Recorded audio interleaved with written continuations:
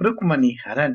श्री प्राशर जी बोले, विदर्भ देशांतर कुंडिनपुर नामक नगर में भीष्मक नामक एक राजा था। उनके रुक्मी नामक पुत्र और रुक्मणी नाम की एक सुमुखी कन्या थी। श्री कृष्ण ने रुक्मणी की और चारुहासिनी रुक्मणी ने श्री कृष्णचंद्र की अभिलाषा की, किंतु भगवान श्री कृष्णचंद्र के प्रार्थना करने पर भी उनसे द्वेष करने के कारण रुक्मी ने उन्हें रुक्मणी ना दी। महापराक्रमी भीष्मक ने जरासंध की प्रेरणा से रुक्मी से सहमत होकर शिशुपाल को रुक्मणी देने का निश्चय किया। तब शिशुपाल के हितैषी जरासंध आदि संपूर्ण राजागण विवाह में सम्मिलित होने के लिए भीष्मक के नगर में गए। इधर बलभद्र आदि यदुवंशियों के से श्री कृष्णचंद्र भी चेदीराज का विवाह उत्सव देखने के लिए कुंडिनपुर आए। तदंतर विवाह का एक दिन रहने पर अपने विपक्षों का भार बलभद्र आदि बंधुओं को सौंपकर श्री हरि ने उस कन्या का हरण कर लिया। तब श्रीमान पौंड्रिक, दंतवस्त, विदुरथ, शिशुपाल, जरासंध और शालव आदि राजाओं ने क्रोधित होकर श्री हरि को मारने का महान उद्योग किया, किंतु वे सब बलराम आदि यदुश्रेष्ठों से मुठभेड़ होने पर पराजित हो गए। तब रुक्मी ने यह प्रतिज्ञा कर कि मैं युद्ध में कृष्ण को मारे बिना कुंडिनपुर में प्रवेश न करूंगा, कृष्ण को मारने के लिए उनका पीछा किया, किंतु श्री कृष्ण ने लीला से ही हाथी, घोड़े, रथ और पदातियों से युक्त उसकी सेना को नष्ट करके उसे जीत लिया और पृथ्वी में गिरा दिया। इस प्रकार रुक्मी को युद्ध में परास्त कर श्री मधुसूदन ने राक्षस विवाह से मिली हुई रुक्मणी का सम्यक वेदोक्त रीति से पानी ग्रहण किया। उससे उनके कामदेव के अंश से उत्पन्न हुए वीर्यवान पद्म जी का जन्म हुआ, जिन्हें शंबासुर हर ले गया था और फिर जिन्होंने काल कर्म से शंबासुर का वध किया था। पद्म हरण और शंबर वध। श्री मैत्रेय जी बोले, हे मुने वीरवर, पद्मन को शंबासुर ने कैसे हरण किया था और फिर उस महाबली शंबर को पद्म ने कैसे मारा। जिसको पहले उसने हरण किया था उसी ने पीछे उसे किस प्रकार मार डाला। हे गुरु, मैं यह संपूर्ण प्रसंग विस्तार पूर्वक सुनना चाहता हूँ। श्री पराशर जी बोले, हे मुने, काल के समान विकराल शंबासुर ने पद्म को जन्म लेने के छठे ही दिन यह मेरा मारने वाला है ऐसा जानकर सूतिका ग्रह से हर लिया। उसको हरण करके शंबासुर ने लवण समुद्र में डाल दिया, जो तरंगमाला जनित आवर्तों से पूर्ण और बड़े भयानक मकरों का घर है। वहां फेंके हुए उस बालक को एक मत्स्य ने निकल लिया, किंतु वह उसकी जठाग्नि से जलकर भी ना मरा। कालांतर में कुछ मछेरों ने उसे अन्य मछलियों के साथ अपने जाल में फंसाया और असुरक्षित शंबर को निधन किया। उसकी नामात्र की पत्नी मायावती संपूर्ण अंतपुर की स्वामी थी और वह सुलक्षणा संपूर्ण सूदो रसोइयों का आधिपत्य करती थी। उस मछली का पेट चीरते ही उसमें एक अति सुंदर बालक दिखाई दिया, जो दग्ध हुए काम वृक्ष का प्रथम अंकुर था।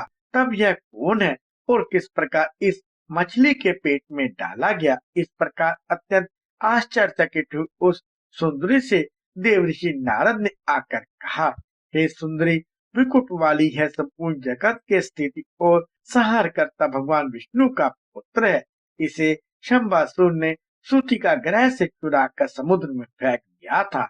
वहां इसे यह मत्स्य निकल गया और अब इसी के द्वारा यह तेरे घर आ गया है। तो इस न रत्न का विश्वस्त होकर पालन कर। श्री पराशर जी बोले, नारद जी के ऐसा कहने पर मायावती ने उस बालक की अतिशय सुंदरता से मोहित हो बाल्यावस्था से उसका अति अनुराग पूर्वक पालन किया।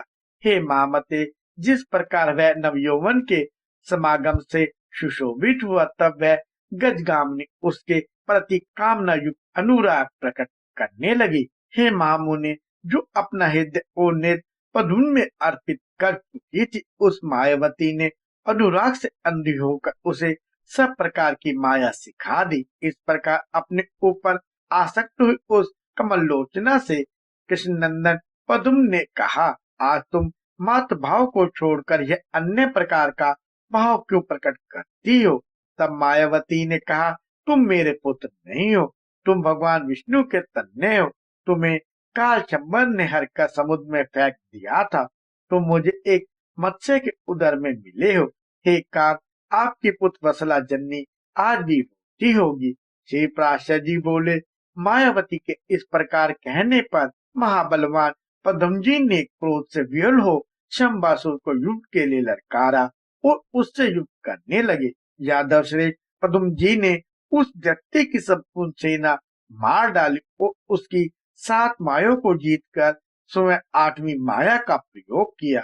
उस माया से उन्होंने दैत्यराज कालशंबर को मार डाला और मायावती के साथ विमान द्वारा उड़कर आकाश मार्ग से अपने पिता के नगर में आ गए। मायावती के सहित अनपुर में उतरने पर श्री कृष्णचंद्र की रानियों ने उन्हें देखकर कृष्ण ही समझा, किंतु अनिंदिता रुक्मणी के नेत्रों में प्रेमवश आंसू भर आए और वे कहने लगी, अवश्य ही यह नव यौवन को प्राप्त हुआ किसी बड़भाग्नि का पुत्र है। यदि मेरा पुत्र पद्म जीवित होता तो उसकी भी यही आयु होगी। हे वत्सु, ठीक ठीक बता, तूने किस भाग्यवती जननी को विभूषित किया है? अथवा बेटा, जैसे तुझे मेरे प्रति स्नेह हो रहा है और जैसे तेरा स्वरूप है, उससे मुझे ऐसा भी प्रतीत होता है कि तू श्री हरि का ही पुत्र है। श्री पराशर जी बोले, इसी समय श्री कृष्णचंद्र के साथ वहां नारद जी आ गए। उन्होंने अनपुर निवासिनी देवी रुक्मणी को आनंदित करते हुए कहा, हे शुभ्रु, यह तेरा ही पुत्र है। यह शंबासुर को मारकर आ रहा है, जिसने इसे बाल्यावस्था में सूतिका ग्रह से हर लिया था। यह सती मायावती भी तेरे पुत्र की ही स्त्री है। यह शंबासुर की पत्नी नहीं है। इसका कारण सुन।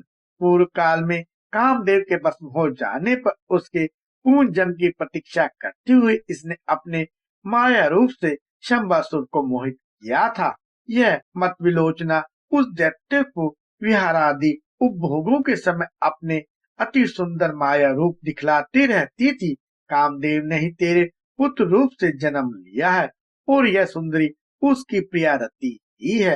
हे शोभने, यह तेरी पुत्र वधू है। इसमें तू किसी प्रकार की विपरीत शंका न कर। यह सुनकर रुक्मणी और कृष्ण को अतिशय आनंद हुआ तथा समझ द्वारकापुरी भी साधु साधु कहने लगी। उस समय चिरकाल से खोए हुए पुत्र के साथ रुक्मणी का समागम हुआ देख द्वारकापुरी के सभी नागरिकों को बड़ा आश्चर्य हुआ।